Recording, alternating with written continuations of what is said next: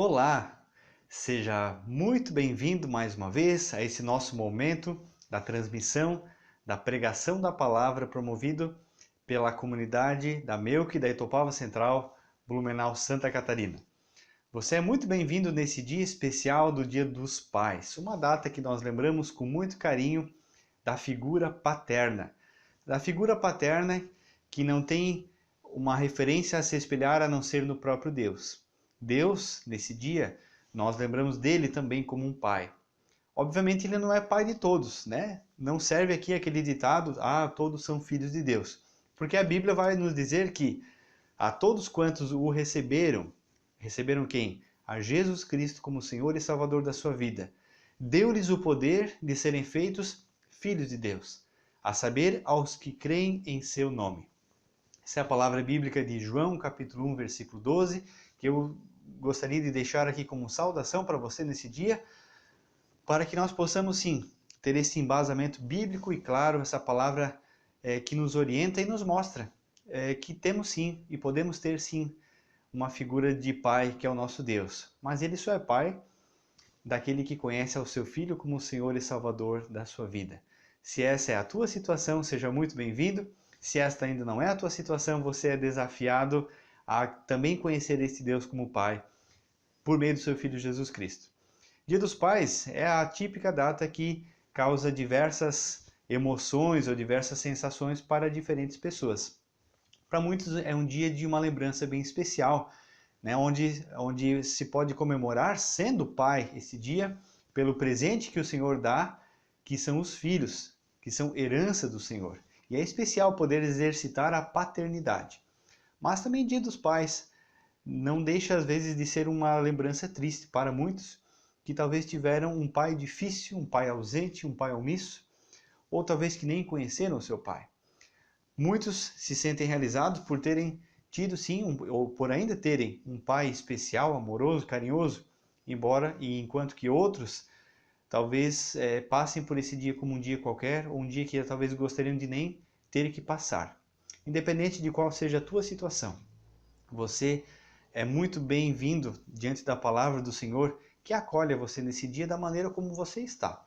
Independente dos sentimentos que você tenha no teu coração, saiba que Deus ama você e você pode amá-lo também e conhecer assim a plenitude e a satisfação que pai algum nessa terra, nesse mundo, pode promover. Todos os pais, independente de quem sejam, se foram bons pais ou pais ruins, todos os pais são pais. E a paternidade, sim, é um exercício que vem das mãos do Senhor. E o quarto mandamento, né, conhecido mandamento que diz: honra o teu pai e a tua mãe, para que você vá bem e viva muito tempo sobre a terra, muitas vezes é encarado de uma forma assim como que se nós tivermos bons pais, eles merecem ser honrados. E se tivermos pais maus, pais ruins, eles não merecem ser honrados. A palavra não faz essa distinção. Independente de quem seja o nosso pai, independente se conhecemos ele ou não, independente se ele foi um bom pai ou não, independente se ele está presente ou não. A palavra nos chama a honrar. Honrar é dar peso, honrar é reconhecer que Deus colocou no nosso pai, independente de quem ele foi, esse maravilhoso dom que é Deus se revelando por meio de uma figura paterna. Deus querendo chegar às pessoas por meio deste amor de pai. Assim como colocou na mãe também, mas a mãe nós lembramos no Dia das Mães. Então, independente de qual for a tua experiência, coloque-se na presença de Deus nesse dia e reconheça como é maravilhoso nós podemos ter nele, sim, a figura bem presente de um pai amoroso que nos ama. Mas, obviamente, reforçando, é necessário dizer: aqueles que o receberam Jesus como Senhor e Salvador da sua vida. Senão nós apenas temos a imagem de um Deus cruel, irado, que está sempre à espreita, esperando nós errarmos para nos castigar.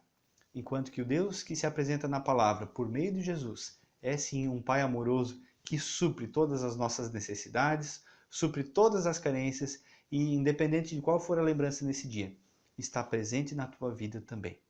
Vamos orar? Senhor nosso Deus, nós queremos te agradecer que hoje podemos lembrar e comemorar desse dia especial do Dia dos Pais, Senhor. E obrigado que neste dia nós podemos olhar também para o Senhor que se revela nessa palavra maravilhosa que temos diante de nós e podemos sim, Senhor, conhecê-lo como um Pai. Um Pai que se revelou por meio do seu Filho Jesus a este mundo, por meio de quem verdadeiramente e unicamente por meio dele temos acesso ao Senhor como um Pai de amor.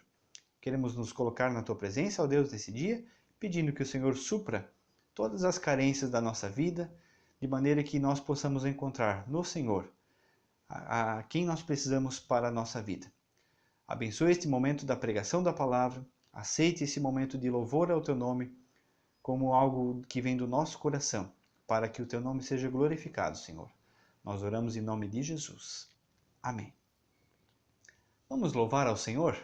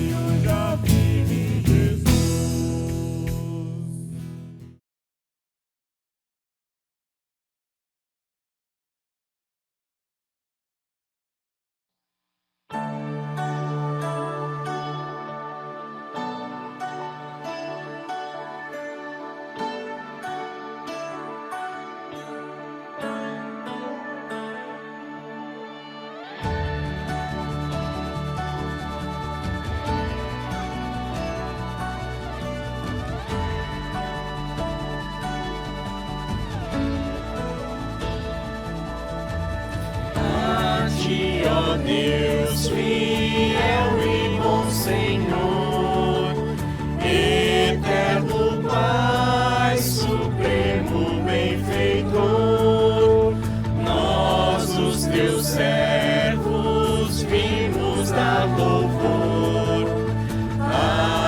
Aleluia, aleluia.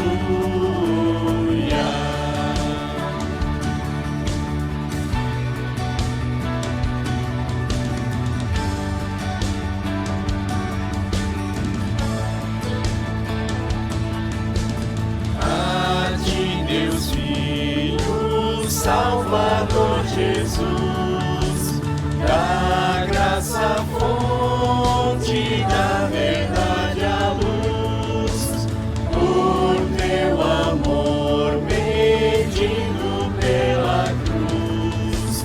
Aleluia, aleluia.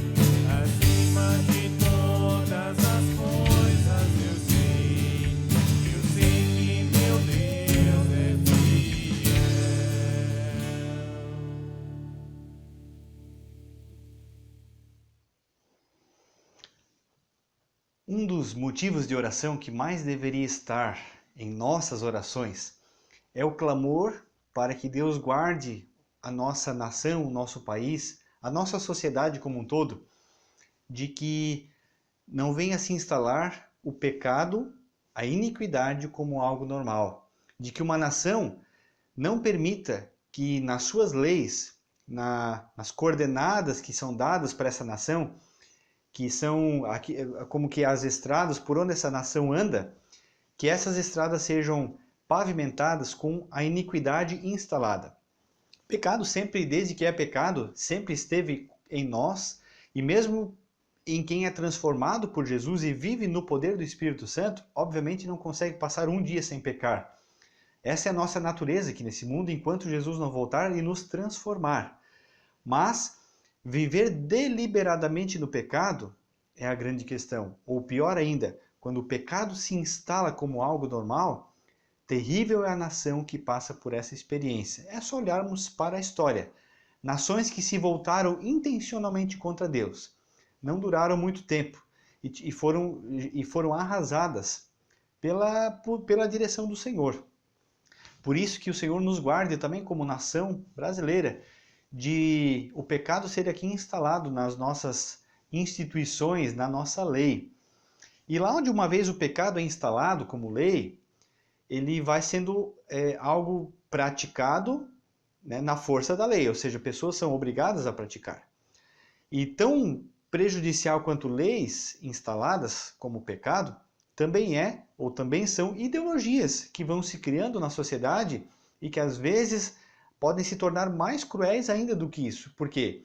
Porque elas ficam nas entrelinhas, elas ficam na surdina e as pessoas vão se acostumando com aquela lei, com aquele pecado, com aquela ideologia, achando que tudo isso é normal.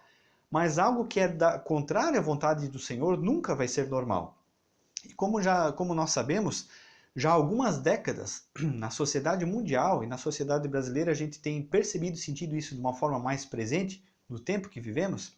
Uma ideologia, né, chamada ideologia de gênero, se instalou e está entranhada de maneira que o pensamento das pessoas a respeito, por exemplo, da imagem de família está mudando.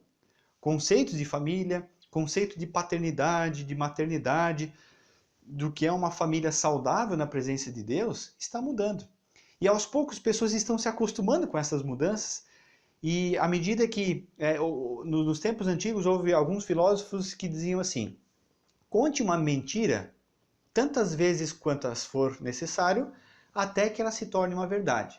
Uma mentira, quando vai sendo bombardeada no ouvido das pessoas, no intelecto das pessoas, e as pessoas vão agora se acostumando com aquela mentira, aquilo que num primeiro momento causava escândalo, com o passar dos anos, vai se tornando comum. Não normal, mas comum, e as pessoas já acham que isso agora é normal. É só pegarmos a discussão em torno da paternidade, por exemplo, dos últimos dias que se instalou aqui no Brasil. Quando nós olhamos assim para a figura paterna, qual é o referencial que define a figura de um pai? Uma das confusões que o diabo vai colocando na sociedade é que a figura paterna é algo complexo, né? E vão se criando gambiarras, né? Emendas e outras coisas em torno de quem é um pai. Enquanto que a Bíblia vai nos apresentar algo muito simples. Deus criou homem e mulher para serem sua imagem e semelhança nesse mundo. São os representantes aqui. Os dois unidos formam uma só carne, são uma só pessoa na presença de Deus. E juntos, diferentes, mas juntos formam essa imagem perfeita de Deus, que refletem a glória de Deus, que foi estragada sim pelo pecado, mas que continuam sendo imagem de Deus, amados pelo Senhor. Agora, as funções de homem e mulher jamais vão ser colocadas lado a lado. As funções não vêm tabeladas assim pela palavra de Deus. Mas Deus sim criou nós de formas muito diferentes uns dos outros. E também por isso o exercício da paternidade e da maternidade é algo que vem de Deus, com características muito diferentes, que tem o objetivo de se complementar e não de se excluir. E lá num lar, por exemplo, onde falta a figura da mãe, onde tem o pai e filhos, o pai pode se desdobrar, o pai pode, né, fazer todo o esforço necessário, mas o pai nunca vai substituir a figura materna. O pai vai ser pai, que vai fazer muitas funções e vai fazer tudo o que for possível para suprir a ausência materna. O contrário também vale. Lá num lar onde não tem a figura paterna, a mãe vai se desdobrar, vai fazer de tudo do bom e do melhor para suprir essa falta masculina ali. Só que nunca vai suprir, assim como o homem nunca vai suprir a ausência feminina, porque cada um cumpre o seu papel. Nas confusões de ideologia que nós temos no nosso tempo, essas coisas têm se misturado de maneira que até o papel simples de um pai está se confundindo, né? O nosso referencial de pai e mãe está em quem Deus criou, e como Deus criou, e para que Deus criou. E Deus criou homem e mulher para serem sua imagem e semelhança. O que passar disso é gambiarra, é mutilação, e nunca será verdadeiramente como algo vindo do Senhor, por melhor carinho e respeito que aquela pessoa que está fazendo mereça. Então eu quero me dirigir num primeiro momento aos pais aqui, aos bons pais. Quem são os bons pais? São pais perfeitos? São pais que conseguem suprir 100% a necessidade dos seus filhos? Não, porque senão nós não teríamos um bom pai nesse mundo. Nós queremos refletir um pouquinho hoje sobre quem é o bom pai, o que um bom pai faz. E, ao mesmo tempo, também quero me dirigir a quem é um pai mau, um pai ruim. E eu quero, deveríamos nos perguntar o que caracteriza um pai ruim. E para ter isso como isso no nosso horizonte, e podermos sim, a partir disso, biblicamente tirarmos algo de proveito para a nossa vida, eu quero convidar a ler o texto de Marcos, capítulo 5, os versículos 21 até 23 e depois 35 até 43. Marcos 5, 21 a 24 e depois 35 até 43. Ali nós lemos assim: Tendo Jesus voltado de barco para o outro lado, reuniu-se em volta dele uma grande multidão e ele estava junto ao mar. Então chegou um dos chefes da sinagoga, chamado Jairo, e vendo-o, prostrou-se aos pés de Jesus e lhe pediu com insistência: Minha filhinha está morrendo, venha impor as mãos sobre ela para que seja salva e viva. Jesus foi com ele. Agora o versículo 35. Enquanto Jesus ainda falava, chegaram alguns da casa do chefe da sinagoga dizendo: A sua filha já morreu. Por que você ainda incomoda o mestre? Mas Jesus, sem levar em conta tais palavras, disse ao chefe da sinagoga: Não tenha medo, apenas creia. Jesus não permitiu que ninguém o acompanhasse a não ser Pedro e os irmãos Tiago e João. Chegando à casa do chefe da sinagoga, Jesus viu o alvoroço, os que choravam e os que pranteavam muito. Ao entrar disse: Por que vocês estão alvoroçados e chorando? A criança não está morta, mas dorme. E riam-se dele. Mas Jesus, mandando que todos saíssem, levou consigo o pai e a mãe da criança e os que vieram com ele, e entrou onde ela estava. Tomando a criança pela mão, disse: Talitá cumi, que quer dizer: Menina, eu digo a você, levante-se. Imediatamente a menina, que tinha 12 anos, se levantou e começou a andar. Então todos ficaram muito admirados. Mas Jesus ordenou-lhes expressamente que ninguém o soubesse, e mandou que dessem de comer à menina. Até aqui a palavra do Senhor. Esse relato tão conhecido, tão especial, relatado aqui por Marcos, está nesse contexto maior onde Jesus, no Evangelho de Marcos, é testemunhado que Jesus está para lá e para cá. Jesus sempre está em movimento com as pessoas. Ele vai para um lado, ele vai para o outro, ele tinha atravessado para o outro lado do Mar da Galileia, o lado oriental, e agora ele havia voltado. E em todos esses movimentos, não é que Jesus vivia correndo, mas ele tinha encontro com pessoas. E Marcos faz questão de registrar isso, que os encontros que Jesus tinha com pessoas eram encontros transformadores. Jesus nunca deixava de mudar a vida de alguém com a qual ele se encontrava. Ou a pessoa sempre era colocada diante de uma decisão. Ou agora a pessoa amava o Senhor, ou ela permanecia indiferente e abandonava o Senhor. Jesus sempre nos coloca diante de uma decisão. Ou você o ama, ou você o rejeita. Ou você conhece o Filho de Deus e por isso conhece ao Pai, se torna um filho de Deus, ou você rejeita e permanece na mesma situação que se encontrava antes de encontrar Jesus, que é a situação de pecaminosidade, que é a perdição que tem como consequência o inferno.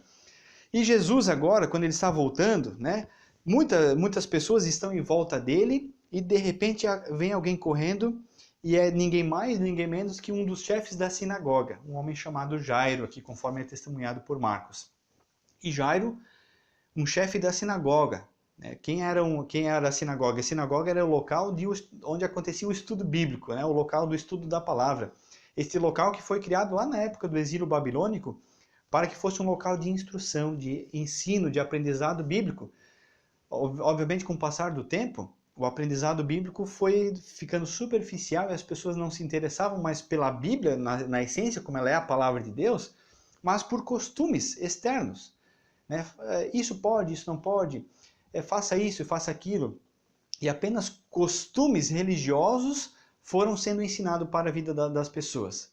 Assim como talvez nós vivemos nos nossos dias um tempo ou vivemos já uma época de cristianização, onde boa parte do nosso mundo foi cristianizado, onde foi criada uma cultura cristã, um jeito cristão de ser.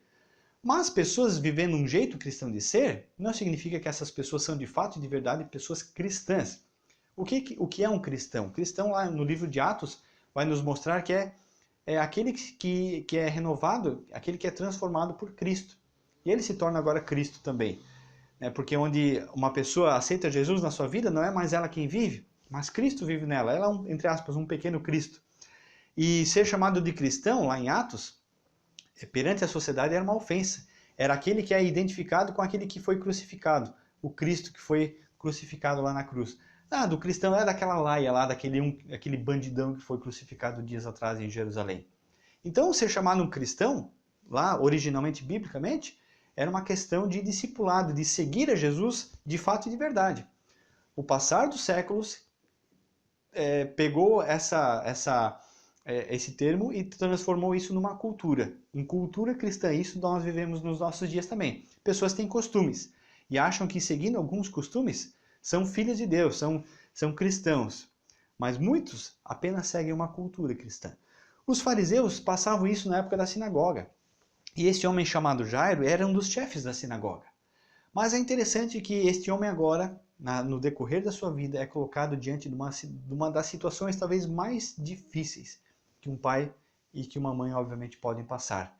A perda iminente de uma filha adolescente de 12 anos, como diz aqui o nosso texto. Jairo não tem dúvida. Talvez ele já tinha ouvido falar de Jesus, talvez ele estava naquele momento da vida onde pensava, será que é? Será que não é? Será que eu me rendo a este Senhor ou não? Será que eu vou dar ouvido a este que vem lá da Galileia? Ou será que eu fico com os meus irmãos aqui da sinagoga? Jairo certamente, no decorrer dos seus dias, ardia o seu coração por uma decisão. E é interessante que o momento mais difícil da vida do Jairo coloca ele diante de uma decisão e ele toma uma decisão. Ele vai até Jesus correndo e quando ele chega diante de Jesus, vendo-o, diz o versículo 22, prostrou-se aos pés de Jesus. A palavra prostrar-se é exatamente a tradução da palavra adoração. Jairo se prostra diante de Jesus. Jairo se derrama diante de Jesus. Jairo se entrega na presença de Jesus. E a Bíblia nos diz aqui que ele pediu com insistência para Jesus o seguinte: a minha filhinha está morrendo. Venha impor as mãos sobre ela para que seja salva e viva. É interessante que nos evangelhos, nós temos os chamados evangelhos sinóticos, Mateus, Marcos e Lucas. São relatos diferentes do mesmo evangelho. Não são 3 evangelhos, mas são 3 relatos, 3 pontos de vista, com 3 objetivos diferentes de quem escreveu do mesmo evangelho. E Mateus, esse mesmo texto lá no evangelho de Mateus, lá nos é relatado que quando Jairo vai a Jesus, ele diz que a minha filhinha acabou de morrer. Ou seja, ela já tinha morrido. Marcos e Lucas dizem que ela está morrendo. Ela está assim por um fio na sua vida. Mas Mateus até já testemunha que ela já estava morta. Não há aqui uma contradição, mas há aqui uma certeza. Um pai que diante daquela situação tão terrível da sua vida, sabia que só existia uma saída. E ele sabia disso, porque ele vem, ele se prostra diante de Jesus e com insistência pede: Jesus, a minha filhinha está morrendo ou já está morta, mas se o Senhor impor as mãos sobre ela, ela pode ser salva e ela pode viver. Daqui a pouco seguimos aqui no texto, mas com aquilo que eu já fiz como pergunta no início. Qual é a característica de um bom pai? E o que caracteriza um pai ruim? Muitos acham que um pai ruim é aquele que foi um pai ausente, que foi um pai covarde, que foi um pai negligente, que foi um pai talvez que esteve fazendo muitas coisas, menos exercendo a figura paterna na sua vida. Claro que isso tudo são características sim, de um pai ruim. Mas tem um pai que pode ser mais ruim do que esse que faz tudo isso. Um pai ruim é aquele que não leva o seu filho na presença de Jesus. É um pai que não vive na presença de Jesus e por isso ele também não tem como levar o seu filho na presença de Jesus. Não foi essa a característica de Jairo. Jairo poderia ser um religioso, a gente não sabe, a Bíblia não nos diz se ele era um religioso falso, um daqueles hipócritas e tantas coisas que caracterizam um religioso. Mas nós sabemos de uma coisa, na hora derradeira, na hora certa da vida, ele recorreu a Jesus e com insistência foi a Jesus, com um coração tendo uma certeza, pode o mundo cair, mas este cara é o único que pode salvar a minha vida e a vida da minha filha. E essa é a característica de um pai bom. Um pai bom, talvez não é aquele que vai ter condições de dar as melhores coisas para os filhos. Talvez não é aquele pai assim de comercial de margarina dos tempos antigos, né? Aquele pai que tinha tudo do bom e do melhor para sua família, um pai provedor, um pai presente, que brinca com os filhos. Tudo isso são características desejáveis e boas e devemos buscar tudo isso. Mas se tivermos tudo isso e ainda assim não tivermos Jesus e não levarmos os nossos filhos a Jesus, seremos os piores pais do mundo. Então, o primeiro aprendizado aqui, Jairo, neste momento, assume sim uma figura paterna, porque ele conduz a sua filha ao Senhor, independente do que aconteceria com ela. Independente, nós sabemos depois o resultado, que Jesus ressuscita essa menina. Mas independente de qualquer coisa, Jairo não sabia. Mas ele sabia que ele tinha que levar a sua filha na presença de Jesus e levar Jesus à sua filha. E para levar Jesus à sua filha, isso deveria passar pelo seu coração, pela sua vida. E foi o que ele fez. Ele vai diante de Jesus e ele se prostra a Jesus. A palavra diz no versículo 24 que Jesus foi com ele. No intervalo, aqui nós temos aquele encontro que Jesus teve, porque nesse intervalo onde Jesus agora se desloca até a casa de Jairo, ele vai passando e tem uma multidão e de repente ele para e diz, alguém me tocou. E fica aquela multidão em silêncio, todos, mas que coisa mais esquisita, até que de repente alguém diz, mestre, mas tem muita gente encostando no Senhor. E fica aquele cenário de constrangimento até que uma mulher se entrega. Ela diz, olha, trêmulo, né? Fui eu. Porque era uma mulher que por 12 anos vivia com hemorragia, já tinha passado por todos os médicos, já tinha feito de tudo. Mas era uma mulher que tinha um sangramento que não estancava há 12 anos. E era uma mulher que por isso, por aquilo que ela tinha, ela era considerada impura. E agora ela estava trêmula porque no meio de uma multidão daquela, se percebessem que ela estava impura e ela teria tocado num monte de pessoas, muitos se tornariam impuros também naquele momento. E certamente aquela mulher seria linchada naquela situação. E o que acontece? A mulher impura toca em Jesus. E em vez de Jesus ficar impuro, a pureza do Senhor a purifica também e ela se torna agora pura. E isto é o que o encontro com Jesus faz.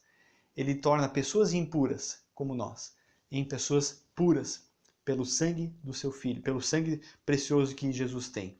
E Jesus olha para aquela mulher e diz, vai, a tua fé te salvou. Vai, Deus te abençoe. Nesse intervalo, alguns segundos, alguns minutos foram, entre aspas, perdidos. Nada fora do conhecimento pleno de Deus. E quando eles agora decidem continuar a caminhada, enquanto ainda Jesus falava, diz lá o versículo 35, chegam algumas pessoas da casa lá do Jairo, do chefe da sinagoga, e dizem, olha, Jairo, já era, passou, agora tarde demais. Talvez se Jesus tivesse se apressado, talvez se esse Jesus não tivesse perdido tempo aí com uma mulher impura ali atrás, teria dado tempo. Agora não incomoda mais o mestre, não dá certo, vamos para outra vida que segue, por aí vai. Nesse momento, onde os outros vêm e falam um monte de baboseiras e tentam desviar o olhar deste pai amoroso a Jesus, Jesus apenas diz ali no versículo 36, sem levar em conta tais palavras, Jesus diz ao Jairo, não tenha medo, apenas creia. É precioso esse momento com Jesus, onde Jesus às vezes dá essa certeza no coração de alguém. Muitas vezes nós também podemos estar passando por momentos bem turbulentos na vida, onde a gente fica até meio perdido e zonzo pelas experiências, pelas dores, pelo sofrimento, pela situação. E geralmente nessas horas, em vez de termos pessoas para nos ajudar, temos alguns que nos ajudam, mas a maioria vem e pressiona e aperta e fofoca e uma série de situações se criam em torno da nossa vida. Nessa hora, nós deveríamos lembrar desse momento que Jesus teve com Jairo. No meio daquela multidão, no meio daquela exposição, ele agora um pai de uma menina que havia morrido, de uma adolescente. Talvez, sabe-se lá por quê, e os julgamentos que as pessoas faziam. Agora Jesus simplesmente olha para ele e diz, silencia, não tenha medo, apenas creia. E Jairo não tinha nada em mãos, em termos palpáveis, mas ele teve ali a palavra presente de Jesus, que disse para ele, calma, não tenha medo, apenas creia. Se você não tem mais nada nesse mundo, se você vive numa situação turbulenta, lembre da palavra de Jesus. E às vezes nós podemos só ter a palavra de Jesus. Mas se só temos a palavra de Jesus, temos tudo o que precisamos para o momento difícil que estamos passando. E Jesus diz para mim e para você, calma, não tenha medo, apenas creia.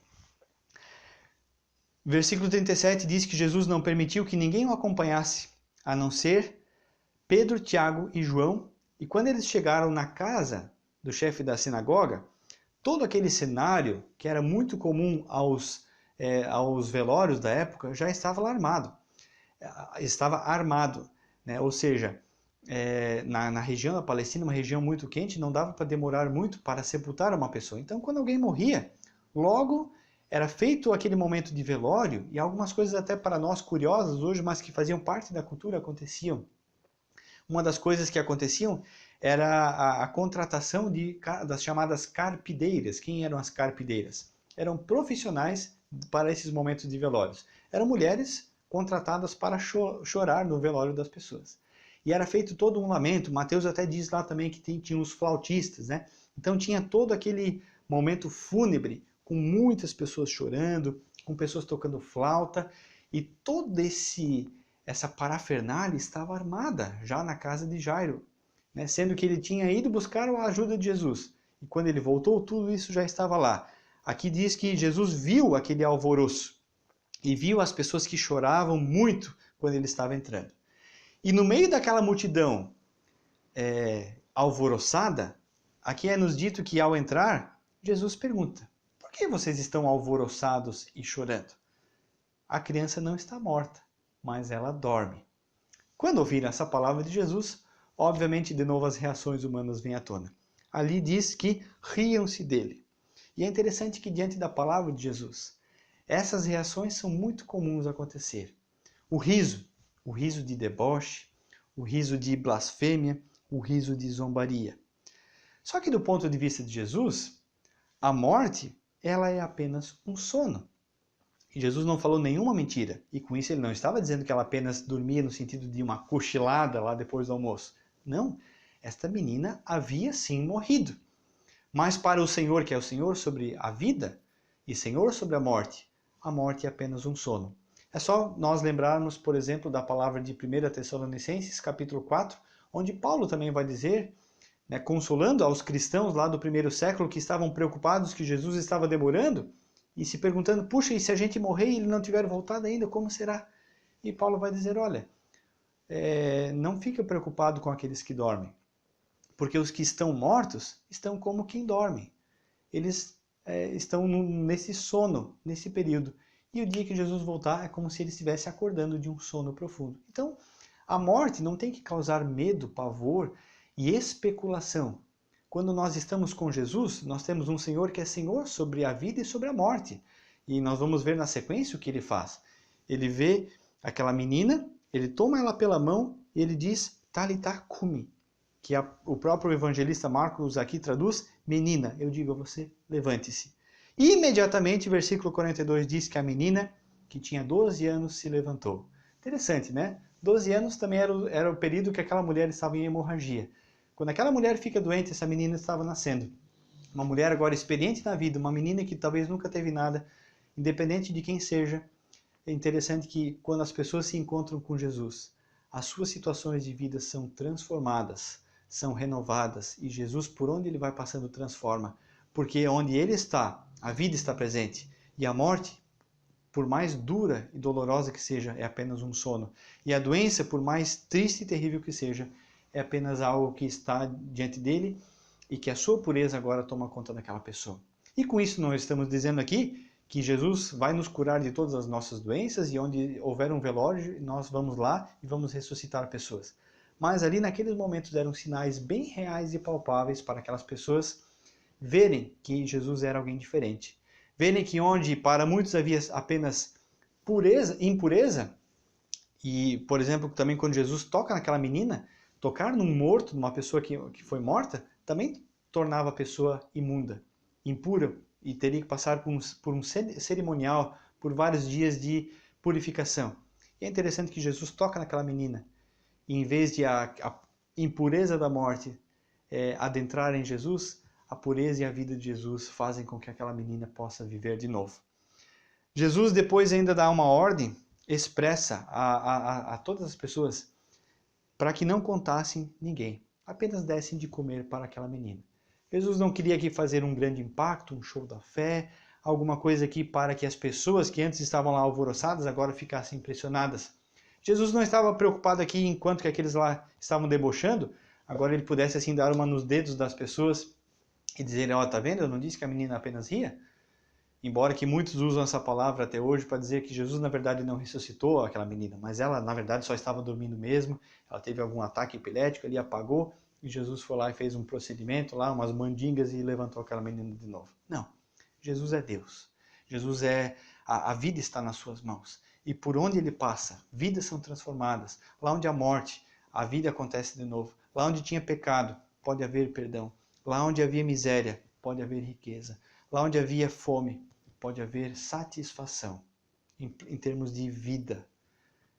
E por isso, eu volto de novo a dizer, nos dias que nós vivemos, onde tantas coisas têm sido faladas a respeito de tentativas de pessoas, né, de mudarem as coisas que o Senhor fez, nunca vão conseguir, porque Deus é Deus. E onde a impureza das pessoas tenta mudar a ordem das coisas, de maneira que a sociedade tem se acostumado com a mentira nunca vai prevalecer, porque este mundo aqui é de Jesus, e Jesus é a verdade. E onde a verdade é instalada, existe uma libertação. Por isso, o que é um bom pai? Um bom pai é como Jairo fez. É aquele homem que podia ter as suas dificuldades, os seus defeitos, as suas limitações. Mas é um homem que na hora certa fez aquilo que é o certo, que é levar o seu filho diante de Jesus. Jairo levou a sua filha. Nós podemos levar os nossos filhos. Nós podemos levar os nossos queridos na presença de Jesus, se nós já temos Jesus na nossa vida. Se nós também buscarmos. E não apenas apontarmos, ó, vai lá e busque Jesus, meu filho. Mas é necessário estarmos no caminho com Jesus, para assim podermos dizer aos nossos filhos, filho, esse aqui é o melhor caminho para se viver. Aquela palavra lá do Antigo Testamento, de Provérbios 22, é dito, né, lá é dito assim, ensina a criança no caminho em que deve andar, e ainda quando for velha, não se desviará dele. A palavra não diz, ensine a criança o caminho, porque quando nós ensinamos o caminho, nós estamos dizendo, ó, anda por ali, eu estou aqui, mas lá é o caminho, ó filho, vai por lá, ó. É o conhecido dos nossos dias, faça o que eu digo, mas não faça o que eu faço. A palavra diz, ensine a criança no caminho. Para eu ensinar alguém no caminho, eu preciso estar nesse caminho. Eu preciso pertencer a esse caminho. Eu preciso pegar os meus filhos pela mão e dizer, aqui é o caminho melhor que você vai ter para a tua vida. E isso vai nos caracterizar como pai. Então assim, Deus é a nossa referência.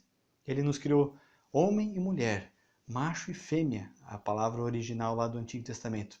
E por mais que pessoas possam tentar mudar isso tudo, jamais isso vai mudar. É gambiarra, é mutilação, é qualquer outra coisa. E pode-se alguém se estribuchar para desempenhar a função de pai.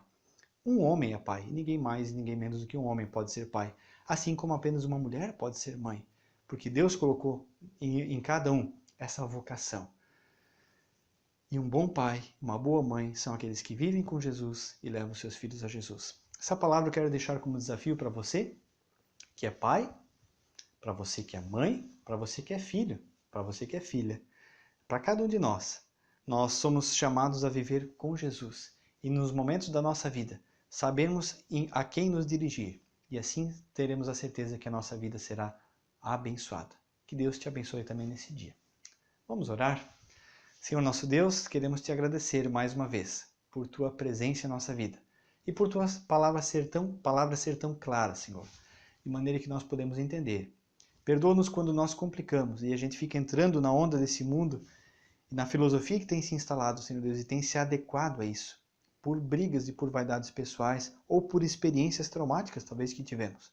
Nos ajude, Senhor Deus, a perceber que o referencial para homem, para mulher, para pai, mãe, filho, sempre nós teremos na tua palavra. E a tua palavra é simples. Ela nos mostra como tu nos criastes e como tu nos chamas a viver.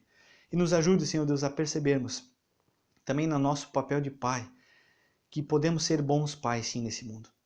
Apenas se vivemos com o Senhor e se levamos os nossos queridos filhos ao Senhor, só seremos bons pais. Te pedimos, Senhor Deus, sabedoria para que os nossos amados filhos sejam levados a Ti por meio do nosso testemunho, do nosso viver. E pedimos, Senhor Deus, que abençoes cada pai, Senhor, que clama e que deseja viver na Tua vontade, para que possa encontrar em Ti o exemplo, Senhor Deus, a direção e o jeito certo de exercer essa nobre tarefa da paternidade. Muito obrigado por esse dom, por essa vocação que Tu tens colocado também a cada um de nós aqui nesse mundo. Abençoe a nossa semana que segue, é o que nós te pedimos orando em nome de Jesus, Senhor. Amém. Você é convidado a participar na terça-feira à noite, às 20 horas, no Melk Itoupava Central, do Facebook, de uma live de estudo bíblico. Estamos estudando o Evangelho de Lucas. Seja muito bem-vindo, terças à noite às 20 horas.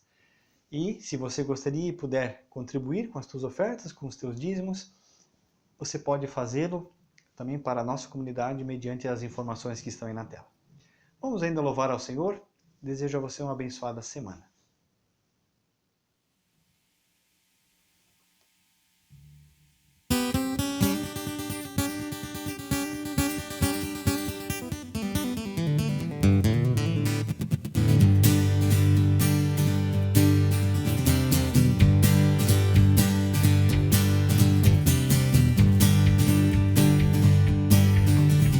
Escuro caminho aqui, angústia e o